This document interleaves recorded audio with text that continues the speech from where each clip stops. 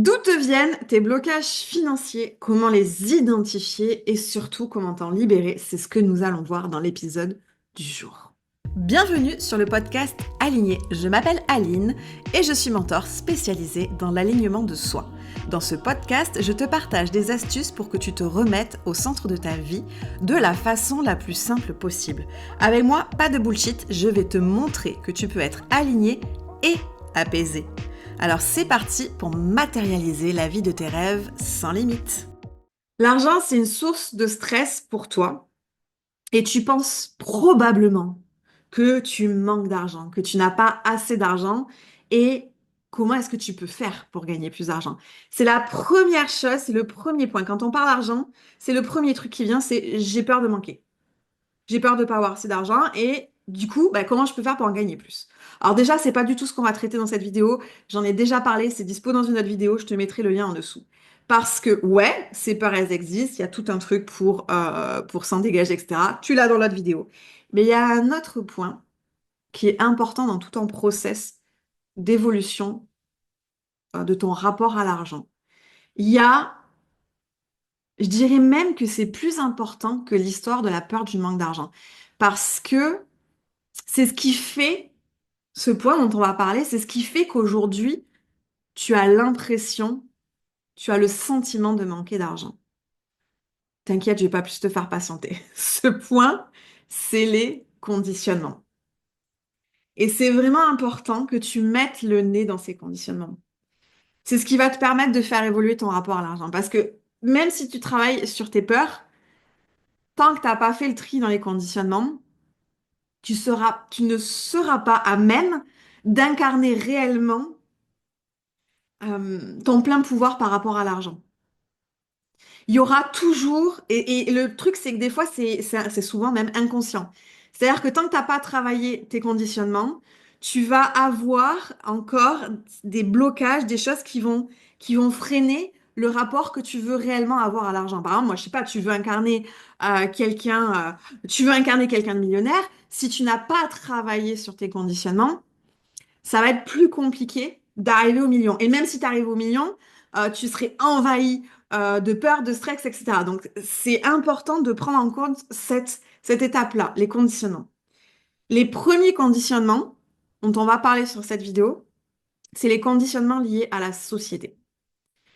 Le pays dans lequel tu as grandi, le siècle dans lequel tu as grandi, les années, si tu veux, bref, ta génération, tout ça fait que tu vas avoir des conditionnements, des pensées, des croyances en lien avec l'argent.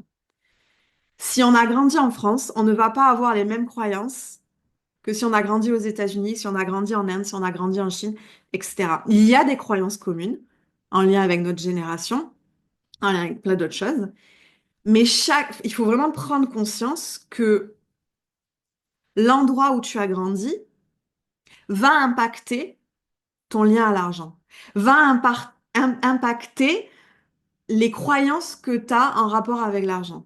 Ça va impacter ta façon de gérer ton argent, de voir l'argent, de parler d'argent, de vivre l'argent. Ça va impacter tout ça. Donc la première étape, c'est de se dire, OK, pas forcément dans le pays dans lequel tu as grandi, c'est pour ça qu'il y a aussi beaucoup de gens qui déménagent, etc. Parce que, ou qui vont voir ce qui se passe ailleurs, parce que selon où on a grandi, les conditionnements peuvent ne pas être en accord avec ce que nous, on ressent profondément en nous. La façon dont on nous a fait grandir euh, avec l'argent et les croyances qu'on nous a amenées avec l'argent peuvent ne pas être en accord avec ce que nous, on pense. Par exemple, euh, aux États-Unis, je vais essayer de prendre des exemples concrets, mais aux États-Unis, c'est c'était le pays. Alors je parle au passé parce que je sais pas ce qu'il en est aujourd'hui parce que je me suis détachée de tout ça, mais c'était le pays où on allait pour pouvoir vivre ses rêves parce que c'était dans toutes les mentalités, dans toutes les croyances, les États-Unis, c'était le pays où on avait plus de chances et de facilité de créer la vie de ses rêves.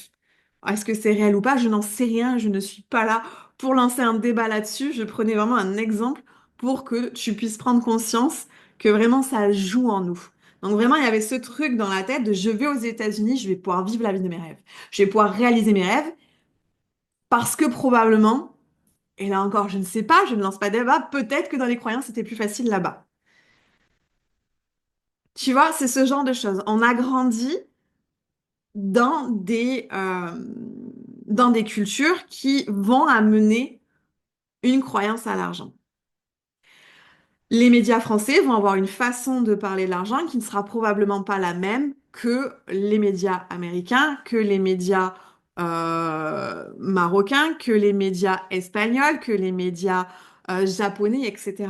Et il faut vraiment qu'on se rende compte que depuis tout petit, et tu vas savoir où je vais aller après, que depuis tout petit, on baigne dans une culture liée à l'argent. Et que le fait d'avoir baigné dans cette culture fait qu'aujourd'hui, on va avoir un lien à l'argent. Et des fois, il est à l'antithèse de ce dans quoi on a grandi. Et du coup, on se retrouve un peu le cul entre deux chaises, entre j'ai envie d'aller dans cet objectif, et peu importe quel est ton objectif, c'est pas de ça qu'on va parler aujourd'hui, ton objectif, ton rêve, etc. Mais des fois, tu peux être retenu par les conditionnements dans lesquels tu as grandi. Et c'est là où on en devient au deuxième type de conditionnement, qui sont les conditionnements familiaux, l'héritage transgénérationnel. Tu mets les deux, les conditionnements de la société, les conditionnements familiaux, et là, tu as un chaudron merveilleux. Un conditionnement peut être autant positif que négatif. Je le rappelle, un conditionnement n'est pas toujours négatif. Il peut y avoir des conditionnements, enfin il y en a en fait, c'est même pas il peut, c'est il y a des conditionnements positifs aussi. Donc quand tu fais le travail sur les conditionnements, l'idée c'est pas de tout dégager, c'est te dire qu'est-ce qui me convient dans les conditionnements qu'on m'a qu'on m'a cédé, qu'on m'a offert, qu'on m'a transmis, tu vois, choisis le verbe qui te va. Qu'est-ce qui me convient, qu'est-ce qui me convient pas en fait. Et donc première partie, c'est vraiment les conditionnements liés à la société. Prendre conscience en fait qu'on a grandi dans un cadre, que ce cadre nous a amené une certaine façon de penser argent, etc., etc. Nous, par exemple, en France, on a grandi dans un état où on est très râleur. Je dis pas qu'on n'est pas bosseur, je dis qu'on est très râleur. Heureusement, ça évolue tout ça. Et où on a accès à énormément de facilité sans forcément s'en rendre compte. Moi, je me souviens, je vais faire une petite anecdote, je fais une petite parenthèse. J'ai eu la chance, et moi, pour moi, c'est une chance, j'ai eu la chance de travailler quelques mois aux États-Unis. Et en étant toujours enfin, toujours, bah, je suis française, j'ai eu la chance d'intégrer une structure française, et du coup, bah, j'avais toujours mes droits français. Et je voyais, donc je me suis fait beaucoup d'amis américains. Et un des trucs, et à chaque fois, enfin, en fait, moi, je m'amuse autant que j'apprends à connaître le pays, et quand je fais des rencontres et tout ça. Et du coup, on a parlé de la santé. Et en fait, quand tu te rends compte à quel point c'est compliqué pour eux, parce que la moindre chose, c'est un investissement financier de ouf. Et que nous, en France, en fait, on a, et attention, je suis pas là pour défendre les structures, les machins et tout, c'est juste une prise de conscience que j'ai eue quand j'étais là-bas. Et que nous, si on a un souci, ne serait-ce qu'aux dents, on va chez le dentiste, on a la sécurité sociale, etc. Encore une fois, je suis pas pour prôner les trucs, je suis pas là pour lancer des voilà, je sais pas comment dire là, bref, t'as compris, hein, voilà. Je suis vraiment là pour qu'on prenne conscience que on n'a pas du tout le même rapport à l'argent, ni aux mêmes conditions d'un pays à un autre. Et tu vois, moi, on me disait, les États-Unis, c'est le pays des rêves, parce que là, moi, quand je voyais que les gars, ils balançaient 100 dollars pour aller faire vérifier une carie, j'étais là, quand je voyais combien ils payaient les écoles pour leurs gamins, quand je voyais tous les coups, j'étais là, what the fuck? Alors, je dis pas que j'aimerais pas aller passer quelques mois aux États-Unis de nouveau et tout, parce que voilà, parce que c'est un pays que j'adore, parce que il y a plein d'endroits que j'adore là-bas, etc. Mais il y a une réalité quand même, c'est qu'on on n'a pas grandi dans les mêmes conditions et dans les mêmes avantages. Donc voilà. Après ça, voilà, je disais, je voulais pas lancer un débat, c'est pour donner des exemples que même sur des pays dits dit, alors attention, je mets des gros guillemets parce que je n'aime pas ce mot-là non plus, développé, on n'est pas, vous voyez, on n'a pas les mêmes conditions, tu vois. On va pas avoir le même rapport à l'argent, on va pas avoir le même rapport au travail, etc. Et c'est ça qui est génial aussi, c'est ça qui fait notre différence. Et moi, je trouve ça incroyable de pouvoir aller justement apprendre et comprendre ce qui se passe ailleurs et voir et justement se dire qu'est-ce qui me fait kiffer chez les autres, qu'est-ce qui me fait pas kiffer, qu'est-ce qui fait kiffer chez dans là où j'ai grandi, là où je vis. Et qu'est-ce qui me fait pas kiffer? Et se dire, OK, comment moi je construis ma vie par rapport à tout ça, en fait? Comment moi j'ai envie de construire ma vie? Comment toi tu as envie de construire ta vie par rapport à tout ça? Et c'est ça qui est génial, c'est qu'aujourd'hui on vit dans un monde d'abondance où on peut aller chercher toutes ces infos, où on peut aller voir ce qui existe, etc. et se dire, comment moi, donc comment toi, tu as envie de créer ta vie? Tu as toutes les clés. On vit justement, dans, dans une étape, dans une ère où on a toutes les clés. Tout est accessible. Et pour pouvoir y accéder, c'est se dire qu'est-ce que je veux, qu'est-ce que je veux pas. Qu'est-ce que je garde comme croyance, qu'est-ce que je ne garde pas comme croyance. Et c'est la première étape, les conditionnements de la société. Dans quelle croyance j'ai grandi en vivant là où j'ai grandi? Quelle croyance, ouais, c'est ça. Quelle croyance j'ai assimilée en vivant dans l'endroit où j'ai grandi? Est-ce qu'elles me vont, est-ce qu'elles me vont pas?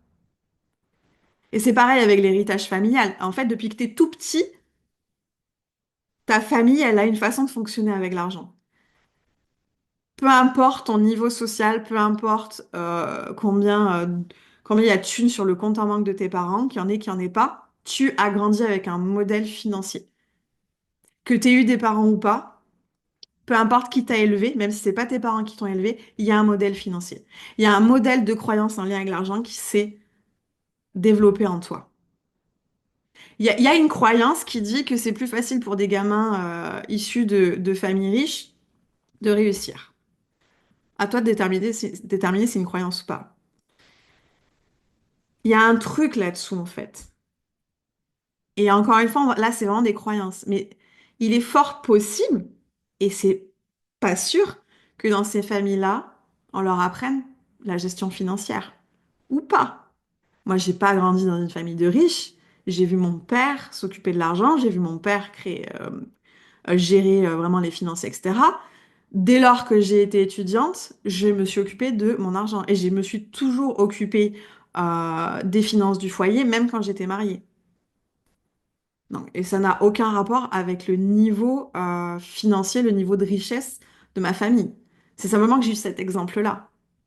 Tu as d'autres enfants qui ont pu avoir l'exemple de personnes qui, par contre, ne géraient pas du tout l'argent et qui se retrouvent à un âge où eux n'ont pas envie de reproduire ce schéma-là, mais ils savent pas comment faire. Donc, ils vont aller apprendre, ils vont aller chercher, etc. Ouais. En fait, tu n'es pas obligé de rester dans les schémas dans lesquels tu as grandi. Je reprenais l'exemple hier, j'étais en live sur Instagram, justement, on parlait de ces sujets-là et tout, et je reprenais l'exemple de l'éducation.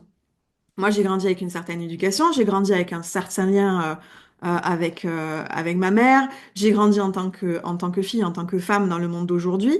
Et quand on m'a annoncé que j'attendais une fille, j'étais dégoûtée parce que je me suis dit, je veux pas que ma fille, elle vive dans les mêmes conditions que moi. Je veux pas que ma fille, elle grandisse en ayant vécu ce que moi j'ai vécu en tant que fille, en tant que femme. La place, pour moi, c'était la place de la femme, ça a été dans ce monde d'aujourd'hui, c'était quelque chose de compliqué. Et pour moi, il était hors de question que ma fille hérite de ces conditionnements-là, en fait. Et c'est à partir de là que moi, j'ai décidé de faire évoluer la femme que j'étais, la place que j'avais dans ce monde, la place que j'avais dans ma famille, etc., etc. C'est là où moi j'ai commencé tout mon développement personnel, c'est là où j'ai commencé à me dire qui je veux être, parce que c'est en étant celle que je veux être que ma fille pourra avoir le bon exemple. Je mets des guillemets à bon exemple. Il n'y a pas de bon exemple, il n'y a pas de mauvais exemple, mais en tout cas, je voulais qu'elle prenne conscience qu'elle pouvait être qui elle voulait, qu'elle était libre et qu'elle pouvait incarner qui elle voulait. Mais pour ça, il fallait que moi, je sois raccord avec cette idée-là. Il fallait que moi-même, je puisse être libre et incarner la personne que je veux être, la femme que je veux être. C'est pareil dans les finances. Même si tu as eu une transmission financière, Tu as le droit de décider que tu ne veux plus la subir. Je dis pas que ça va être simple de se dégager de ça, mais c'est la première étape de la prise de conscience. J'ai le droit de me dégager de ça. Ce n'est pas parce que mes parents ont fait faillite, que mes grands-parents ont fait faillite, que je vais faire faillite. Ce n'est pas parce qu'il y a eu de la merde ou je ne sais quoi dans la famille qu'il va y avoir de la merde ou je ne sais quoi dans ta vie. Ce n'est pas parce que tu as grandi dans tel schéma culturel, tel lien à l'argent, que tu dois rester dans ce schéma. Pas du tout. Dans le monde dans lequel on vit aujourd'hui, il n'y a rien de plus beau et de magnifique que de pouvoir prendre sa place. Prendre sa place, ça demande du courage. Se dégager de certains schémas, ça demande du courage. Parce que ça veut dire que tu coupes un lien, tu coupes un héritage familial. Et pour certaines personnes, c'est compliqué. Elles se disent, mais putain, je dénigre. Et c'est des fois, c'est inconscient, hein. Il y a des choses qui se passent au niveau inconscient. Je dénigre ma famille. Non, tu ne dénigres pas ta famille. Tu remercies ta famille pour tout ce qu'elle t'a appris ou tout ce qu'elle ne t'a pas appris. Et aujourd'hui, il est temps pour toi de prendre ta place à toi. Et ça ne veut pas dire que tu dénigres ta famille, tu dénigres pas tes origines. Ça ne veut pas dire que tu dénigres tes origines, etc. Ça veut dire que tu t'accordes, toi, de prendre la place que tu penses qui est la tienne. Ça veut dire que pour une fois, tu penses à toi. Le travail sur le transgénérationnel, sur l'héritage familial, en termes financiers, même en termes de tout, hein, de tous les domaines, il est très important. Parce que c'est le moment où tu vas te poser et tu vas te dire, OK, il y a eu ça, ça, ça, ça qui s'est passé dans ma famille. Qu'est-ce que moi j'en fais aujourd'hui?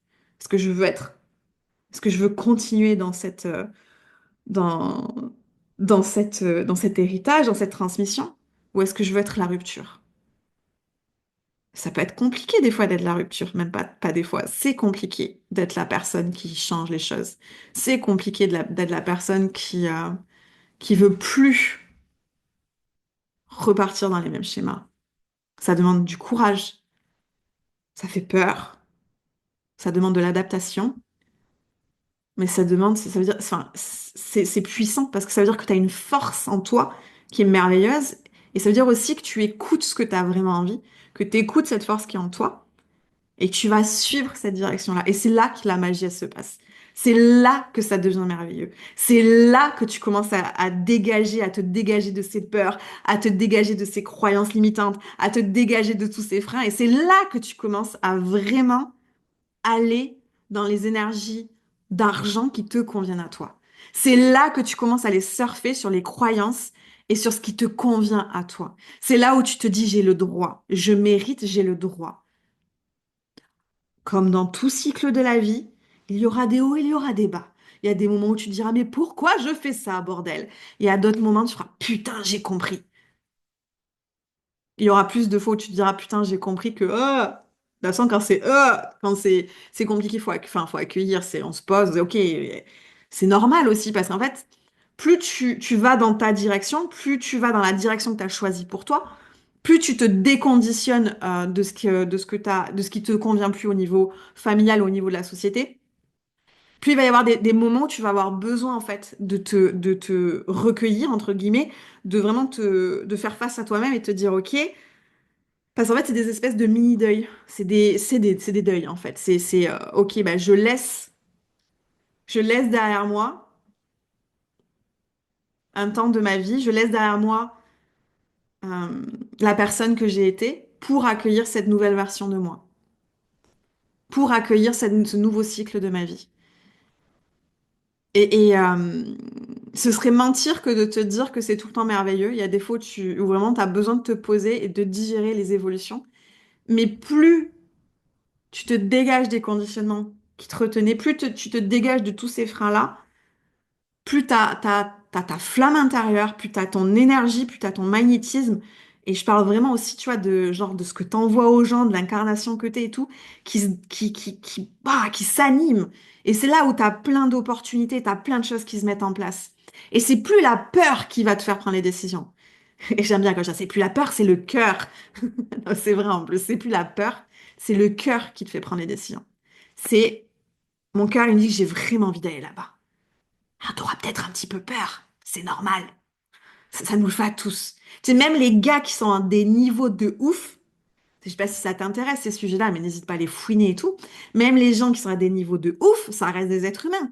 Bien entendu qu'à des moments, ils se posent la question, est-ce que j'ai bien fait? Bien entendu qu'à des moments, ils disent, putain, mais pourquoi j'ai fait ça? Bien entendu. Bien entendu qu'ils ont aussi besoin de moments, moi j'appelle ça de moments de silence, de moments de contemplation où ils se posent et juste ils digèrent ce qu'ils sont en train de faire. Ils digèrent les étapes de leur vie, ils digèrent qu'ils sont en train d'avancer dans une nouvelle direction, etc. Et c'est normal. Tout ça pour te dire que du coup, c'est super important de faire le point sur tes conditionnements en lien avec la société dans laquelle tu as grandi et sur l'héritage transgénérationnel. Donc, c'est tes parents, mais c'est aussi toute la lignée familiale. T'es pas obligé, t'es pas obligé de devenir détective, nanana, mais ça peut être intéressant de te dire, OK, quels schémas récurrents ressortent?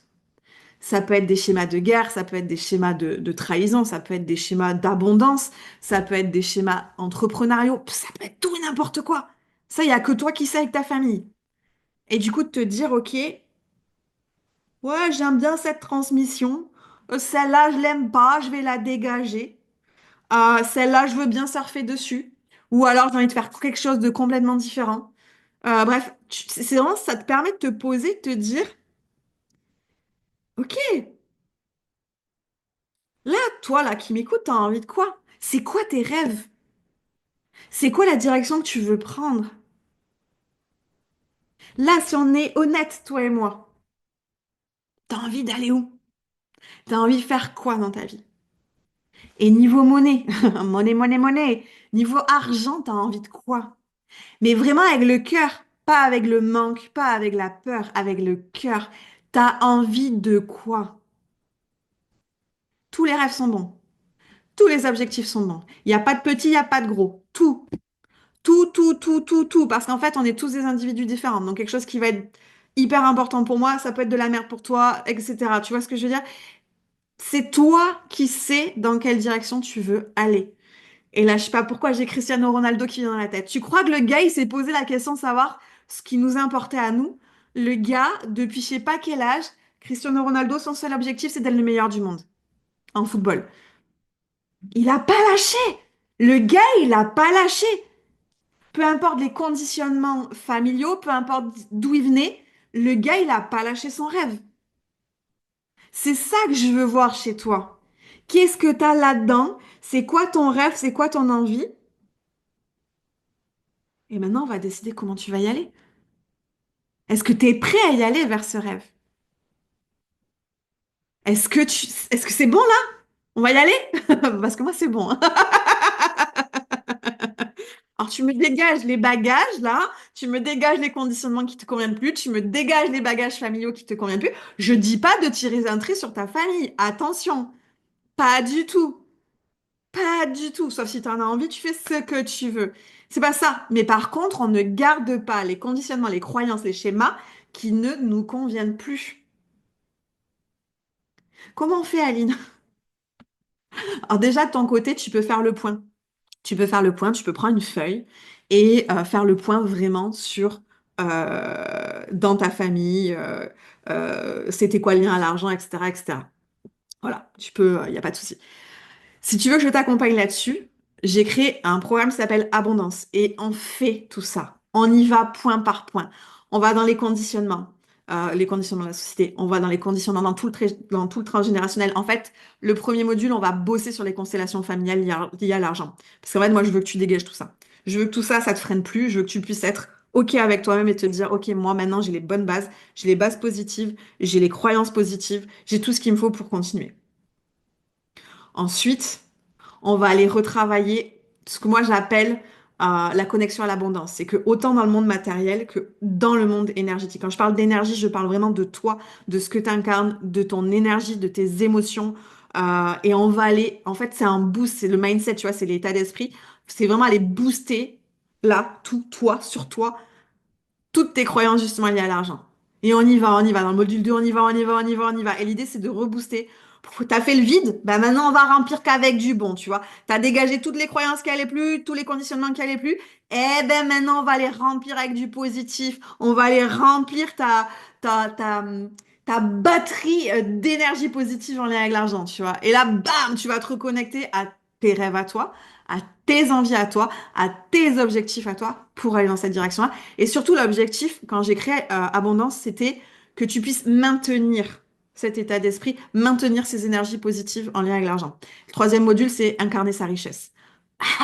Moi, je veux bien, donc tu as fait le tri, tu as reboosté ta batterie, mais comment tu fais après? Comment tu fais dans le monde réel, là, comment tu fais dans le monde matériel pour mettre ça en place? C'est le troisième module. Parce qu'il est hors de question que je te laisse partir sans que tu aies mis en place des actions. Tout est lié. On vide, on recharge et on fait. Pam, pam, j'adore. Pam, aussi simple que ça. Des questions, quoi que ce soit, t'as tout, t'as le lien dans la barre de description. Si tu veux me contacter, pareil, tu sais, tout est dans la barre de description. Tu peux faire ce que tu veux dans la vie. Dégage-toi de tout ce qui te convient plus. Et je te dis à très vite.